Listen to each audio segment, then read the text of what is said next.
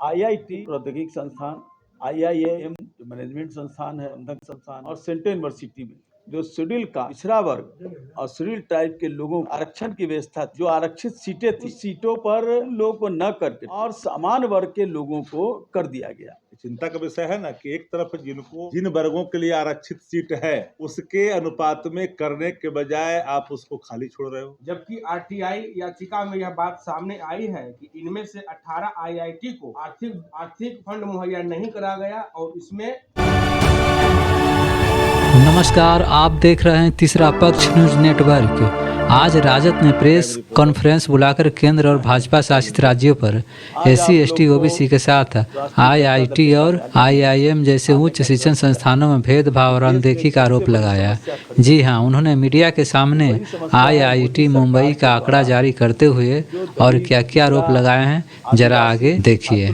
आज आप लोग को राष्ट्रीय जनता दल के कार्यालय में आने का कष्ट दिया कि देश में एक सबसे बड़ी समस्या खड़ी हो चुकी है। वो बड़ी समस्या है मोदी सरकार के द्वारा जो दलित, पिछड़ा, आदिवासी छात्रों के साथ जो अन्याय करने का काम किया है, उसका हम काला चिट्ठा आप सबके सामने प्रस्तुत करना चाहते हैं। आईआईटी भारतीय प्रौद्योगिकी संस्थान, आईआईएम जो मैनेजमेंट संस्थान है, प्रबंधन संस्थान और सेंट्रल यूनिवर्सिटी में जो शेड्यूल कास्ट, पिछड़ा वर्ग और शेड्यूल ट्राइब के लोगों को आरक्षण की व्यवस्था थी, जो आरक्षित सीटें थी, उस सीटों पर लोगों को न करके और समान वर्ग के लोगों को कर दिया गया। हमने अंबेडकर पेरियार फुले स्टडी के सर्कल की ओर से हम लोगों ने आरटीआई के द्वारा ये रिपोर्ट मांगा और वहीं से रिपोर्ट आया है कि जो 80 सीट थे शेड्यूल कास्ट के, इस बार 80 सीटों को शेड्यूल कास्ट, शेड्यूल ट्राइब और पिछड़ा वर्ग के लोगों को नहीं भरा गया, बल्कि उन सीटों पर समान वर्ग के नियम के विरुद्ध 95 लोगों को उसमें नामांकन करा देने का काम किया। जबकि यूजीसी का निर्देश है कि अगर इस साल आपको नहीं मिलता है तो आप फिर से विज्ञापन निकालिए और लोगों को भरने का काम कीजिए। लेकिन विज्ञापन निकालना तो दूर रहा, जो लोग आवेदन दिए, इंटरव्यू दिए, उसके बावजूद भी उनका नामांकन नहीं हुआ। वो मैं आपको एक आंकड़ा जो है वो मैं आपको पढ़ करके बता देता हूँ। अभी शेड्यूल कास्ट का रिक्त सीट संख्या थी 63, 899 लोगों ने आवेदन दिया, 794 लोगों ने इंटरव्यू में भर्ती हुए, इंटरव्यू दिए, 9% लोगों का सिर्फ नामांकन हुआ। शेड्यूल ट्राइब 34 रिक्त स्थान थे, 214 आवेदन दिए, 182 लोगों ने इंटरव्यू दिया, सिर्फ 3% लोगों को नामांकन किया गया। ओबीसी 114 रिक्त थे, 1966 लोगों ने आवेदन दिया, 1672 लोगों ने इंटरव्यू दिया, सिर्फ 20% लोगों का नामांकन हुआ। और जनरल में 168 लोगों ने रिक्त सीट थी, 4407 आवेदन दिए, 3716 ने इंटरव्यू दिया, उसके बावजूद 263 लोग यानी 66% लोगों का नामांकन हुआ।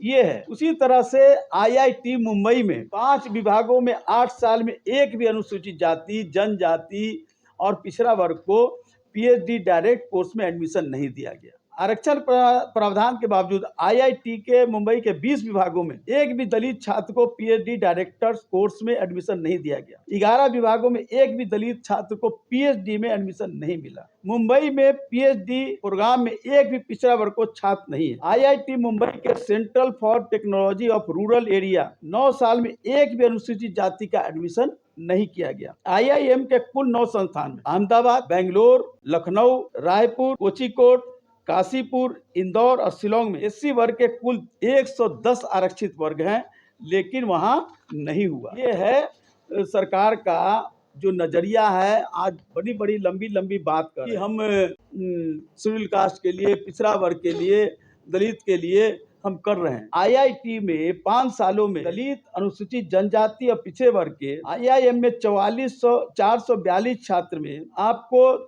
3542 और सेंट्रल यूनिवर्सिटी में 9642 छात्र ड्रॉप आउट हो गए। एक बड़ी चिंता का विषय है। तो ये क्या चाहते हैं कि हम दलित छात्रों को, पिछड़ा छात्रों को और जो आदिवासी छात्र हैं उनको शिक्षा से दूर किया जाए। उनको सिर्फ मंदिर में का नारा दे करके जो पहले की व्यवस्था थी कि छात्रों को शिक्षा से अलग किया गया था, आज जो हमारे जो छात्र जो उच्च शिक्षा में जाना चाहते हैं उनको आप जो आरक्षित सीट पर समान वर्ग को भर करके उनको आप आरक्षण से मुक्त करके उनको शिक्षा से दूर कर रहे हैं। तो राष्ट्रीय जनता दल इस पर काफी चिंता व्यक्त करती है, क्योंकि भारतीय जनता पार्टी की दोगली बोली है, कहना कुछ है और करना कुछ। कल भी 2-3 से चल रहा है चर्चा, शेड्यूल कास्ट के लिए, पिछड़ा के लिए, दलित के लिए चल रहा है, आदिवासी के लिए। हम आदिवासी राष्ट्रपति बनाए, आदिवासी को हम ये बनाए वो बनाए, लेकिन जो हमारा जो नीचे की पौध है, जो आगे जा करके देश के विकास में सबसे बड़ा भागीदार करेगा, उस वर्ग को आप उस शिक्षा से दूर कर रहे हैं। तो ये चिंता है और राष्ट्रीय जनता दल काफी चिंतित है। राष्ट्रपति को पत्र लिख रहे हैं, इसके बारे में जांच कमेटी बैठा करके तत्काल जांच रिपोर्ट के आधार पर आप जो भी दोषी हैं उन पर कार्रवाई कीजिए और इन लोग को न्याय मिले। जो लोग आवेदन दिए हैं, जो लोग इंटरव्यू में पास किए हैं, उन लोग को न्याय मिले, अन्यथा राष्ट्रीय जनता दल बड़े पैमाने पर आंदोलन की तैयारी कर रही है। चिंता का विषय है ना कि एक तरफ जिन वर्गों के लिए आरक्षित सीट है उसके अनुपात में करने के बजाय आप उसको खाली छोड़ रहे हो, और जिनके लिए आप सीट 168 रख रहे हो उसको आप बढ़ा दे रहे हो, उसको आप नियम के विरुद्ध कर रहे हो। तो ये तो चिंता का विषय आदरणीय श्याम रजक जी ने जो जाहिर किया है, ये देश की चिंता है। बिहार के तमाम, देश के तमाम दलित, पिछड़ा, अत्यंत पिछड़ा और एसटी वर्ग के लोगों की ये काफी चिंता का विषय है कि भाई कथनी तज करनी करिए। करनी और कथनी में काफी विरोधाभास है भारतीय जनता पार्टी का। राष्ट्रीय जनता दल जननायक कर्पूरी ठाकुर जी शताब्दी वर्ष समारोह धूमधाम से पटना में मनाएगी। राष्ट्रीय जनता दल वारिस है जननायक कर्पूरी ठाकुर जी के, उत्तराधिकारी हैं आदरणीय लालू प्रसाद। जब देहावसान जननायक कर्पूरी ठाकुर जी का हुआ था तो आदरणीय लालू प्रसाद जी के गोद में, और उस चेयर को, उस कुर्सी को आदरणीय लालू प्रसाद जी ने सिर्फ धारण ही नहीं किया, बल्कि जननायक कर्पूरी ठाकुर जी की विचारधारा को, उनके असूलों को, उनके सिद्धांतों को अमली जामा पहनाते हुए बिहार के सुदूर इलाकों में जननायक कर्पूरी ठाकुर छात्रावास योजना से लेकर के आरक्षण को पुनः परिभाषित किया। कुछ लोगों ने जननायक कर्पूरी ठाकुर जी के आरक्षण को अलग से परिभाषित किया था 1977 में लागू होने के बाद। जब उन्होंने आरक्षण लागू किया था तो जननायक कर्पूरी ठाकुर जी को कई तरह के अपमान का सामना करना पड़ा था, लेकिन उनके हटने के बाद ब्यूरोक्रेसी ने कि आरक्षण 27% इनको मिला, लेकिन जो रेस्ट है उनके लिए परिभाषित कर दिया, जिसको लालू प्रसाद जी ने 90 में मुख्यमंत्री का पद संभालते हुए पहले कैबिनेट में पहला निर्णय लिए थे कि जो आरक्षित वर्ग का लड़का, लड़की, युवा और युवती अगर वो अपने ही क्वालिफाई करेगा तो उनको आरक्षण कौन नहीं होगा, वो सामान्य वर्ग कोटे में चले जाते थे। तो ऐसे स्थितियों में जननायक कर्पूरी ठाकुर जी की विचारधारा को मानने वाले आदरणीय लालू प्रसाद जी की पार्टी राष्ट्रीय जनता दल जननायक कर्पूरी ठाकुर जी के शताब्दी समारोह, जन शताब्दी समारोह पटना में पूरे तौर पर धूमधाम से मनाएगी ही नहीं। उन पार्टियों को तो हक ही नहीं है जो जननायक कर्पूरी ठाकुर जी को आरक्षण की हवा कहाँ से आई, क्या क्या गालियां दी, वो अभी जननायक कर्पूरी ठाकुर की बात कर रहे हैं। लेकिन आदरणीय जगदानंद सिंह जी पार्टी के अध्यक्ष हैं, उनके अध्यक्षता में ये सारी चीज, नेतृत्व तेजस्वी जी के नेतृत्व में, आदरणीय लालू प्रसाद जी के मार्गदर्शन में ये जन्म शताब्दी समारोह पूरे तौर पर पटना में ऐतिहासिक तौर पर मनाई जाएगी। 24 जनवरी को व्यापक पैमाने पर जननायक कर्पूरी ठाकुर जी जन्म शताब्दी समारोह राष्ट्रीय जनता दल मनाएगी, क्योंकि राष्ट्रीय जनता दल ही जननायक कर्पूरी ठाकुर जी के विचारों का सबसे पहला और सबसे मजबूत वो धड़ा है, वाहक है, जो उनके नीतियों को आगे लेकर के चल रहे हैं। लालू प्रसाद जी को जिल्लत झेलनी पड़ी, लारिशना सहनी पड़ी, जिस प्रकार जननायक कर्पूरी ठाकुर जी को सहनी पड़ी थी, लेकिन लालू प्रसाद जी ने सब चीजों को देखते हुए हर चीजों को स्थापित किया, और वोट का राज का मतलब छोट का राज जो था उसको स्थापित ही नहीं किया, सबको समान तरीके से जीने का सोशल रेवोल्यूशन, सप्त क्रांति डॉक्टर राम मनोहर लोहिया जी के नेतृत्व में, संपूर्ण क्रांति डॉक्टर लोकनायक जयप्रकाश जी के नेतृत्व में, और तीसरी क्रांति बिहार में आई जिसके असर देश भर में हुआ, वो सामाजिक क्रांति जो आदरणीय लालू प्रसाद जी के नेतृत्व में हुई, वो सामाजिक क्रांति का असर आज देश भर में दिख रहे हैं। भारतीय राजनीति के एक ऐसे आदरणीय लालू प्रसाद जी हैं जहां से कोई पिछड़ों का, दलितों का हकमारी नहीं कर सकता।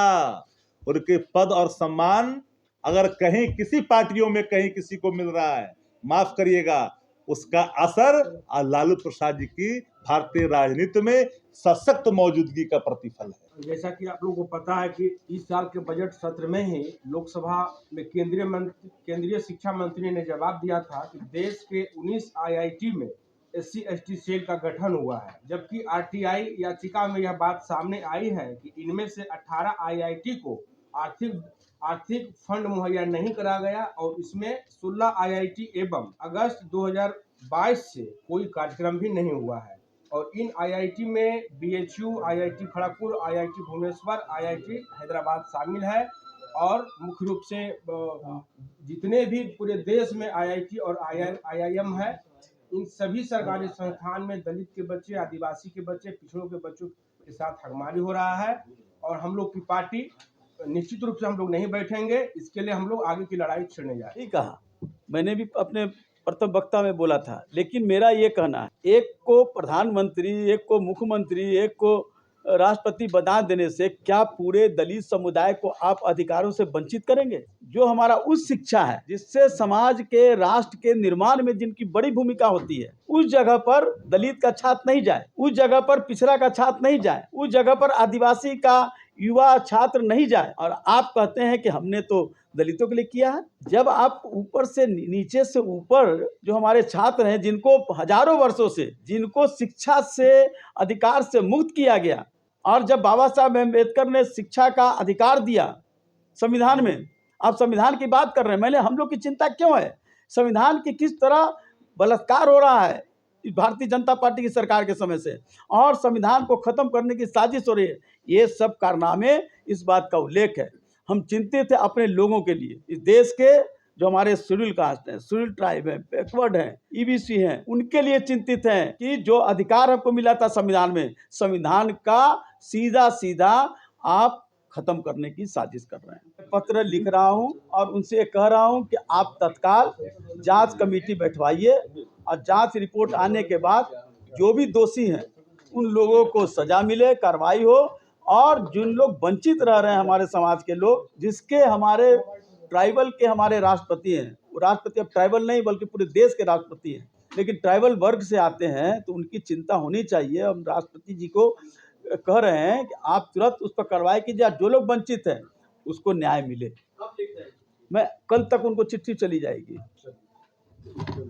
धन्यवाद।